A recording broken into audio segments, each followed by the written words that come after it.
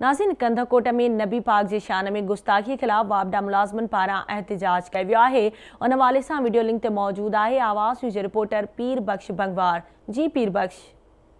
मौजूद आहियूं कंधाकोट लाइब्रेरी चौक ते, जिते वापडा हेडो यूनियन पारा फ्रांस पारा जेके रसूल सल्लल्लाहु अलैहि वसल्लम के खिलाफ जो गुस्ताखे खाका शाया किया विया उन हवाले से वापडा हेडो यूनियन के मुलाजमन पारा रैली कढ़ी वी है। अचो तुम सां ॻाल्हि ॿोल कयूं। फ्रांस के सदर असांजे प्यारे नबी करीम सल्लल्लाहु अलैहि वसल्लम की शान में गुस्ताखना जेका खाका जारी किया, असांजी रैली उन्हीं जे मन एहतजाज में है। इंशाअल्लाह असां नबी सल्लल्लाहु अलैहि वसल्लम की शान में जो गुस्ताखी कंदो असां उन ते हमेशा पुरज़ोर मज़म्मत कयूं था, उन ते लानत विझूं था। असां उन जी पुरज़ोर मज़म्मत कयूं था ऐं पाकिस्तानी हुकूमत का मुतालबो था कयूं त फ्रांस सां सिफ़ारती ताल्लुकात ख़त्म कया वञनि। असां पंहिंजे आका सल्लल्लाहु अलैहि वसल्लम जे नामूस जी ख़ातिर ऐं उन जी इज़त जी ख़ातिर हर कुर्बानी ॾींदासीं ऐं असां गवर्नमेंट ऑफ पाकिस्तान खां मुतालबो था कयूं त फिलफोर उन सां सफ़ारती ताल्लुकात ख़त्म कया वञनि। हेडो यूनियन के अॻुवान पारां आवाज़ न्यूज़ सां पंहिंजा वीचार ॾींदे वॾे आहिनि त असां पाकिस्तानी हुकूमत खां मुतालबो कया था कयूं त फ्रांस जे जेका सफ़ारती ताल्लुकात आहिनि उहे ख़त्म कया वञनि ऐं जेके फ्रांस मां शयूं आयल आहिनि